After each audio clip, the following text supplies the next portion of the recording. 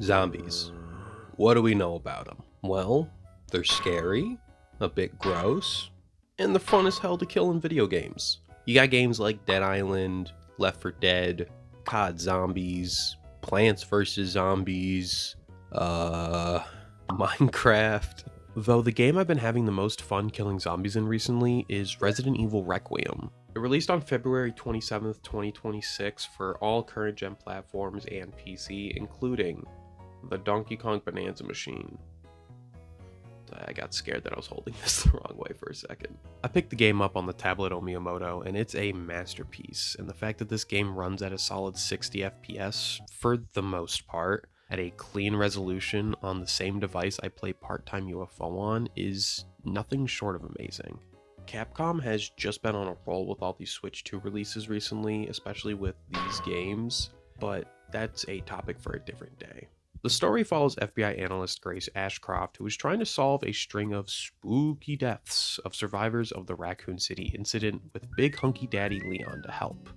And after you beat the main story, you unlock a side mode known as Leon Must Die Forever. I don't want Leon to die. It's really hot, so I decided to become a Lowe's employee. This mode was shadow dropped on May 8th, and it's a roguelite where you have limited time to go through different levels and bosses of the main story, collecting random weapons, upgrading perks to help you in your runs, until you reach the final boss of the game, Victor Gideon. It comes with new challenges to complete and new TF2 ass hats for Leon to wear on future runs. Would you look at what the freaking cat dragged in?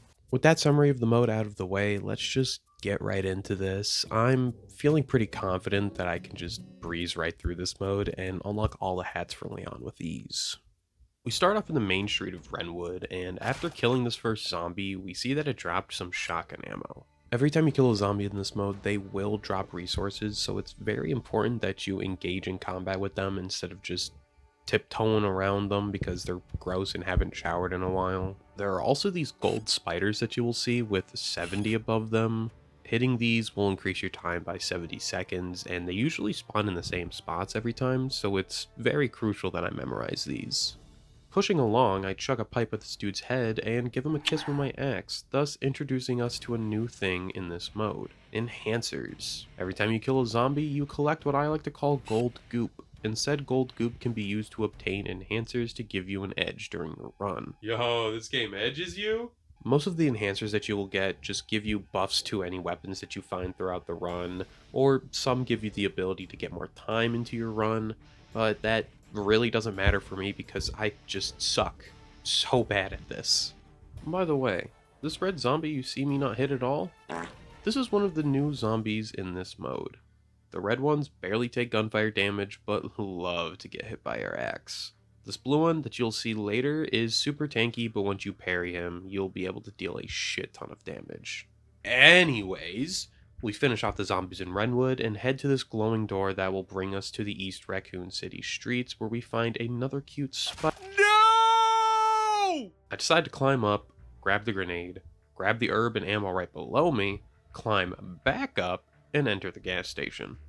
The gas station was my favorite section of the main story, mainly because of the beefed up Chainsaw Man fight, but that won't matter again because I suck and I ended up dying in the fire while trying to kill this one enemy.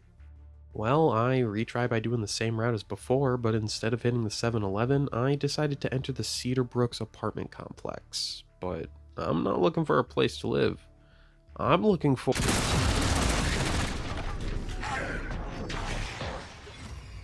Come on! It's okay. I did notice I was losing a little focus there. Let's just lock in. We can do this. We can get to Victor. We retry and almost get final destination. Grab gear, enter the apartment complex again, and kill that bitch that shot me and everybody else. Head to the Irving to deal with the people loitering.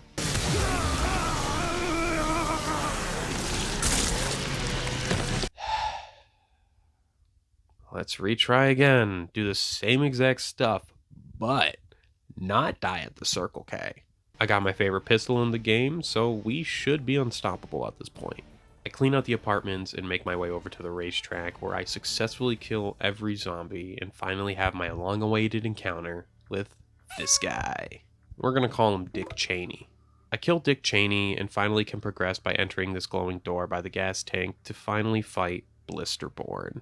I died a minute into it because I was dumb and got too close. I could continue to keep describing my runs in detail, but I would just become a broken record repeating the same stuff over and over again, and this video would be way too long. So I'm going to do my best to try to breeze past all the mundane stuff.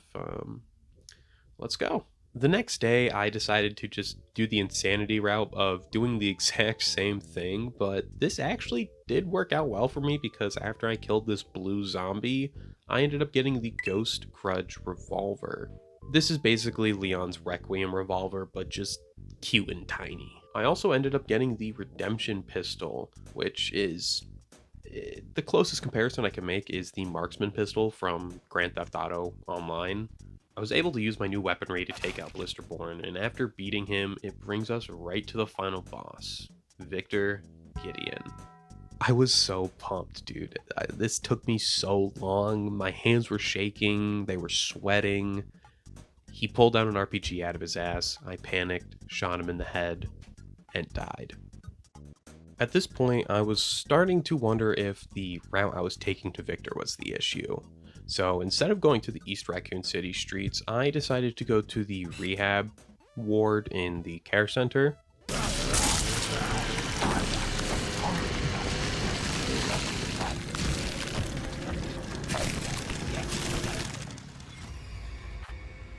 Okay, maybe the route isn't the issue. I retried, did my same route, got to Victor, died again. I can't take this shit no more, man. I decided to take a break for a bit, just to cool down. And while on this said break, I realized my actual issue. I was completely fucking up when selecting my enhancers. Instead of only choosing the ones that increased my weapon and gear damage, I would have to actually use my brain and choose the ones that have both positive and negative effects on everything from gun damage to the damage you take. That's pretty much the only enhancers that there are. But I would actually have to be smart and actually mix match and use different ones. I feel so dumb for realizing this after so many hours of attempts, but instead of wallowing in my sadness, I decided to continue the runs where I just keep fucking dying. Man, I'm dead. At this point, I was consistently getting to Victor, but I was just dying, usually due to me not understanding his moves yet, running out of ammo, or the game just simply telling me to go die. At this point, I was beat. I had been going at this for almost a full week, using any free time I had. I was honestly about to call it quits at this point, but I decided to do one more attempt. I felt confident in my abilities to finish my first run of Leon Must Die Forever. I started and proceeded to do my usual run. Fucked up Renwood, the apartment complex, visited Dick at Quickfill, fought off Blisterborn, and got to Victor and managed to get him to his final phase for the first time. But I died due to not parrying his gross arm.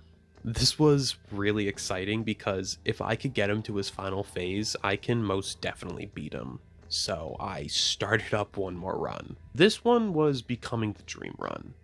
I ended up getting the Ghost Grudge from this blue zombie and the Redemption from the box right next to the blue zombie. This could only get better if I got the Requiem. Okay, cool. I make light work of Blisterborn. Okay, cool. It's Victor time. This whole fight with Victor, I was so nervous. My hands were shaking and sweating, making sure to parry every move that he does. My heart was pumping, but all I could think about was beating him. Once I got him to half health and he pulled that RPG out, I knew exactly what to do. I shot that shit out of his hand, did more damage as I approached, and grabbed the RPG. Give me a gun.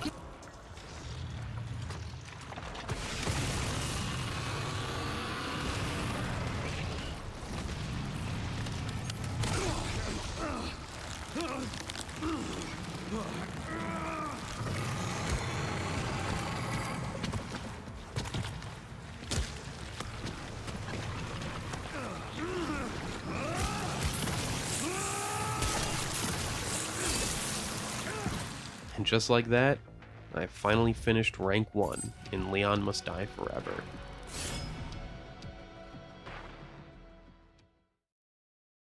Playing this side mode in Resident Evil 9 seriously broke me. I was honestly getting to the point where I thought it was impossible, and I was even getting a little conspiracy theorist, thinking that something was wrong with the Switch 2 version specifically that was making it borderline impossible for me to finish this, even after I realized how I was shooting myself in the foot with the enhancers. But in the end, I did it. I feel accomplished, and I feel confident that with time I can get all hats for Leon with ease. That is going to do it for this video though. If you enjoyed, why not give me a like or maybe even a subscribe? Maybe follow me on Twitter. I post things sometimes on there. If you dislike the video, well, you can just dislike it. It won't hurt me. Actually, it will a little bit, but you can still do it. What are your guys' thoughts on RE9's side mode and RE9 as a whole? Me personally, both the side mode and the main story, I love it. The entire game has become, honestly, one of my favorite games of all time. Definitely one of my top 3 games of this year. But I hope my roommate's not dying. He is coughing. But anyways, thank you so much for watching, and I will see you guys someday.